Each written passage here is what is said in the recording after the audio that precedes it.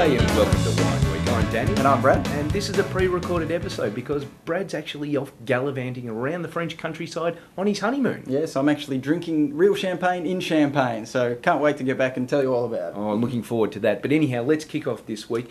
This is a Pyrenees wine, but the Victorian Pyrenees in Australia, not the French Pyrenees. This is the Pyrenees Vineyard Block E Shiraz from 2004, and look, I really like this, but you know, to tell the truth, I have actually been on this vineyard pruning the vines myself, such is my kind of enjoyment of this sort of stuff.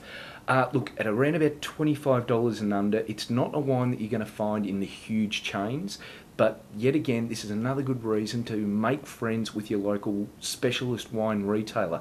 You know, can't say it enough, having a good relationship with a good wine retailer is going to sort you out nicely. They're going to introduce you to new things that maybe the big chain stores can't offer you, and a great case in point is the Block E from Pyrenees. Block E basically means that this is actually a very specific section in their vineyard that was hand-picked, and the best vines, the best grapes, you know, and basically producing their best wine. And once again, under $25, something that you definitely need to have a go at. Yeah, and look, you've got to try out some of these boutique producers because they produce some great little wines. I'm going to have a look at a guy from out of the Yarra Valley. This is the Dominique Portet Fontaine Rosé. We quite like our rosés, and especially it's been quite a warm summer here. And if you didn't fancy opening up a bottle of white on a warm day, well, this gives you a good alternative. And this is another example of a great rosé that's done in the dry style. So, you know, not too much sugar, not too sickly sweet, but a really lovely wine that will give you some sort of crispness to it as well. And look, match it up with a plate of antipasta on a warm summer's day in a picnic, and you know, this goes down really well. It's actually a blend of Cabernet Merlot and Shiraz. It's got that light sort of pinkish colour, and look, as far as rosés go, this is one of the better ones in Australia. And look, you're really not paying that much for it because we picked this up for about $17. So, you know, another example of a fine rosé coming out of the Yarra Valley. Yes, indeed. It's great to see a bunch of the rosés finally getting those sugar levels down to almost bone dry.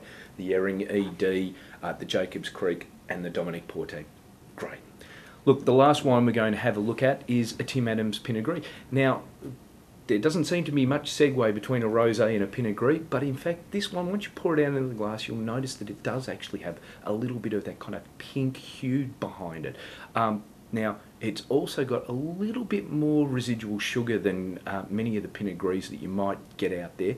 Now, that might not necessarily be a bad thing because a lot of Pinot Gris, a lot of people will tell you, are almost flavourless. Now, this, a little bit of sugar, a little bit more power behind it, and it means that it matches up well with maybe something like a Vietnamese sweet and sour fish dish. You know, it's not going to get lost, it's not going to overpower really light flavoured foods, but if there's kind of that little bit of bite and a little bit of sugar in the meal, this would match up really, really nicely. Retails just over the 20 mark. We picked it up just under $20, and look, a really good buy, and something, once again, just a little bit different. Yeah, and good to see another Aussie Pinot Gris or Pinot Grigio on the market. Yep, now that's it for this week. Brad will probably still be off gallivanting around France next week. It'll be another one in the can, but hey, we hope you catch us next week anyhow. See you next week.